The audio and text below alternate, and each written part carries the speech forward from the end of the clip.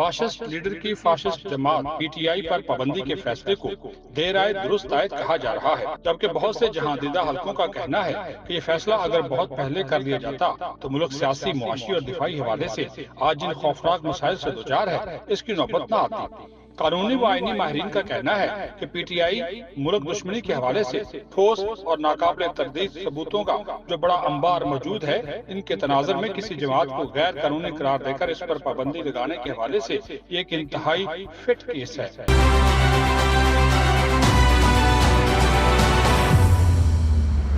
تحریک عدم اعتماد کا سامنا کرنے کی بجائے غیر آئینی فاشسٹ حربے سائفر کیس پاکستان کی عالمی معاشی امداد رکوانے کے لیے آئی ایم ایف کو لکھے گئے خطوط، 9 مئی پر ریاستی اداروں اور شہداء کی یادگاروں پر حملے، اہم ریاستی شخصیات پر سنگین الزامات اور ان کے خلاف زہریلا پروپیگنڈا اور غیر ملکی فنڈنگ جیسے سنگین معاملات کے حوالے سے ناقابل تردید انتہائی لرزہ خیز ثبوت جب اس ریفرنس کی سماعت کے دوران سپریم کورٹ میں پیش کیے جائیں گے تو لاڈلا لیڈر اور لاڈلی جماعت کی صورت کاری کرنے والوں کو ایک بار پھر تو سوچنا پڑے گا کہ وہ ایسی شرمناک غداری کا ارتکاب کرنے والوں کی سہولت کاری کرتے رہے۔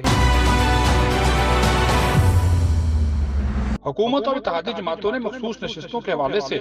سنائے گئے اختلافی فیصلے پر نظر ثانی اپیل دائر کرنے کا بھی فیصلہ کیا ہے۔ سپریم کورٹ کے اس فیصلے کے بعد قانونی و آئینی ماہرین اور وکلاء کمیونٹی اس یقین کا اظہار کر رہی تھی کہ لاڈلے کی صورت کاری کا جواب آئے گا اور وہ جواب ایسا زوردار ہوگا کہ سب دیکھتے رہ جائیں گے، اور ہوا بھی ایسا ہی۔ وفاقی وزیر اطلاعات عطا اللہ تارڑ کی دھواں دھار پریس کانفرنس نے تمام سہولت کاروں کو ہلا کر رکھ دیا ہے۔ اس بات میں کوئی شک نہیں کہ ملک کی سلامتی کے ضامن ریاستی اداروں اور موجودہ اتحادی حکومت نے ایک لمبے عرصے تک بہت تحمل اور برداشت کا مظاہرہ کیا، لیکن انصاف کی بالادستی کی بجائے تحریک انصاف کی بالادستی کے جنون میں اندھے ہو کر کیے گئے حالیہ فیصلے اونٹ کی کمر پر آخری تنکا ثابت ہوئے ہیں۔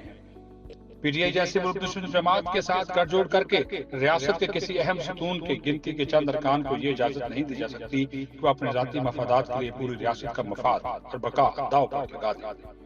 ایسے شیطانی گٹھ جوڑ پر مزید تحمل و برداشت دراصل ملک اور ملک کے عوام کے ساتھ زیادتی کے مترادف ہے، اس لیے سخت رد عمل ناگزیر تھا جو آ گیا ہے۔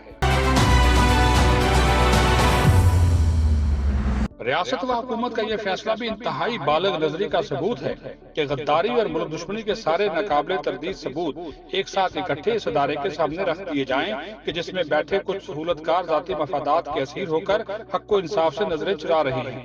اسے اتمام حجت بھی قرار دیا جا سکتا ہے کیونکہ آئین و قانون کے اندر رہ کر ریاست کی سلامتی کے تحفظ کی اس مخلصانہ کوشش کو بھی بلڈوز کر دیا گیا، تو شاید یہ پھر آخری غلطی ثابت ہو، اور یہ کہنا بے جانا ہوگا کہ آخری غلطی کا ارتکاب کرنے والے اصل میں یہ بلڈوزر ملک کے اس آئینی و قانونی سسٹم پر چلائیں گے جس کو بچانے کے لیے حد سے زیادہ برداشت اور تحمل کا مظاہرہ کیا جا رہا ہے۔ M2M اردو۔